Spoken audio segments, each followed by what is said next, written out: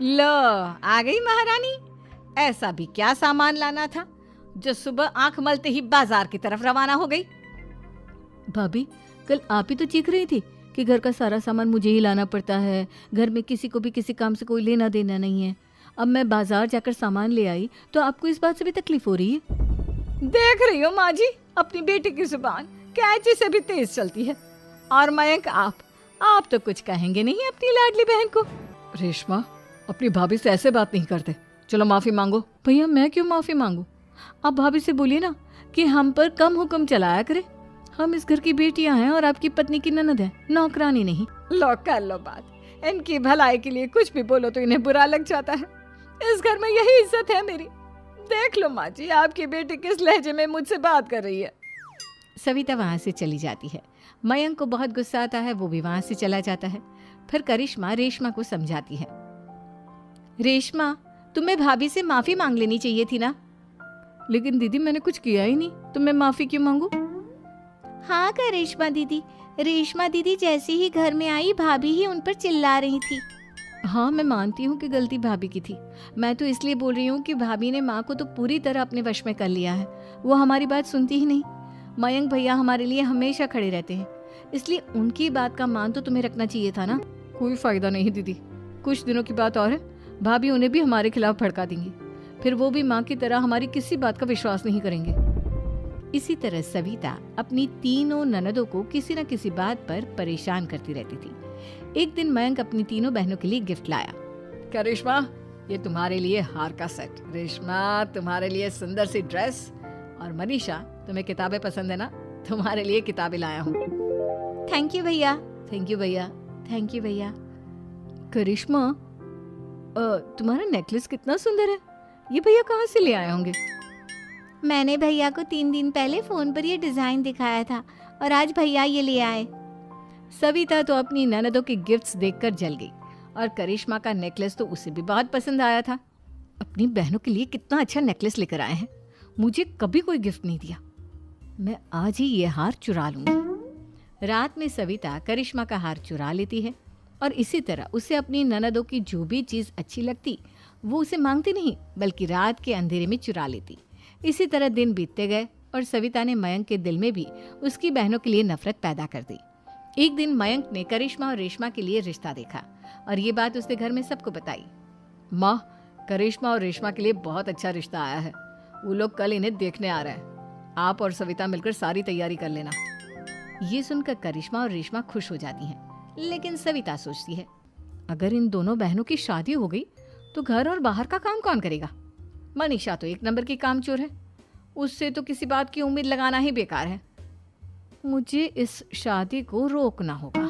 अगले दिन सभी लड़के वालों के स्वागत की तैयारी करने में लगे होते हैं। तभी मयंक अपनी बहनों से आकर कहता है, तैयार हो गई तुम दोनों? देखो, दोनों लड़के बहुत अच्छे हैं, मैं कोई कसर नहीं छोड़ना चाहता, इसलिए तुम उनके सामने अच्छे से बिहेव करना और अपनी भाभी से लड़ने मत लग जाना। करिश्मा, तुम वो नेकलेस पहन लो ना जो मैं तुम्हारे लिए लाया था। भैया, मैं बहुत देर से वो नेकलेस ढूंढ रही हूँ, लेकिन मुझे मिल ही नहीं रहा। क्या तुमने नेकलेस खो दिया? तुम्हें पता भी है वो कितना महंगा था। तुम कोई काम ढंग से नहीं कर सकती। मयंक गुस्से में वहां से चला जाता है। थोड़ी देर बाद लड़के वाले भी आ जाते हैं। वो दोनों बहनों को पसंद कर लेते हैं और रिश्ता पक्का हो जाता है। लेकिन सविता के दिमाग में तो कुछ और ही खिचड़ी पक रही थी। वो पंडित जी के पास करिश्मा की कुंडली लेकर जाती है और उन्हें पैसे देकर करिश्मा की कुंडली बदलवा देती है।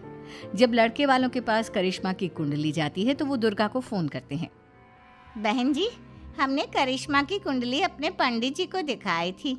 आपकी बेटी की कुंडली नहीं बल्कि दोषों का पिटारा है।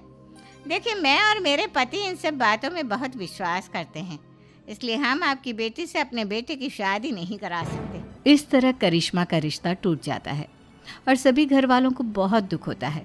अब कविता सोचती है, चलो करिश्मा का तो रिश्ता टूट गया, अब रेशमा का भी रिश्ता तोड़ना है।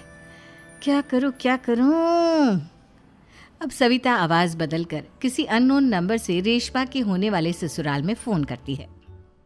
हेलो, मैं कौन हूँ कौन नहीं ये आपके लिए जानना ज़रूरी नहीं। बस इतना सुन लो कि रेशमा का 2 साल से किसी के साथ अफेयर चल रहा है। बस रेशमा का रिश्ता तोड़वाने के लिए सविता का इतना कहना काफी था। अब रेशमा का भी रिश्ता टूट गया। मयंक और दुर्गा देवी ने रेशमा को खूब खरी खोटी सुनाई और उससे बार बार उस लड़के के बारे में पूछने लगी। आप दोनों मुझे क्यों परेशान कर रहे हो? अरे कोई लड़का होगा मेरी लाइफ में तो मैं बताऊंगी ना। जब कोई है ही नहीं तो कहाँ से लाऊं मैं कोई लड़का? तो तेरे होने वाले ससुराल वालों को फोन किसने किया था? माँ मैं नहीं जानती किसने फोन किया था, मैं सच कह रही हूँ। मैं तो पहले ही कह रही थी इसकी लगाम खींच कर रखो, लेकिन मेरी सुनता ही कौन है। आप चुप रहिए भाभी, ये सब आपका ही किया धरा है। अब तीनों बहनों को विश्वास हो जाता है कि ये सब उनकी भाभी ही कर रही है। तीनों बहनें अपनी भाभी को सबक सिखाने के लिए एक वकील कर लेती है और घर में हिस्सा मांगना। देखो भैया, माँ बाप की जायदाद में जितना बेटों का हक होता है उतना ही बेटियों का, इसलिए इस घर के 4 हिस्से होंगे और हमें अपना हिस्सा चाहिए। मैंने तुम्हारे लिए क्या क्या नहीं किया और तुम इस घर में हिस्सा मांग रही हो?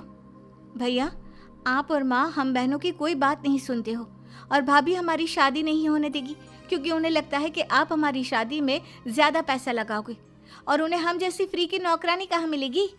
तो हम भाभी के साथ तो रह नहीं सकते, हम बहनों को अपना हिस्सा चाहिए। अरे तुम्हें शर्म आनी चाहिए अपनी भाभी पर ऐसा इल्जाम लगाते हुए।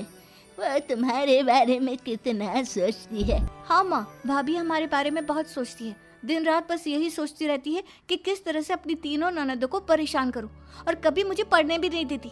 दोनों बहनों का रिश्ता भी तो इन्होंने ही तोड़वाया है और रात में हमारे कमरे में आकर हमारी चीजें भी चुराती हैं। इसी तरह सविता की तीनों ननदें अपनी बात पर अड़ी रही। अब कोर्ट में तारीख भी शुरू हो गई। जब सविता को लगा कि उसकी तीनों ननद इतनी आसानी से नहीं मानने वाली, तो उसने अपने पति और सास को सारी सच्चाई बता दी और अपनी तीनों ननद से माफी मांगी। मयंक और दुर्गा को भी अपनी गलती का एहसास हो गया। अब सविता खुद करिश्मा और रेशमा के लिए अच्छा रिश्ता ढूंढती है और उनकी शादी करवाती है।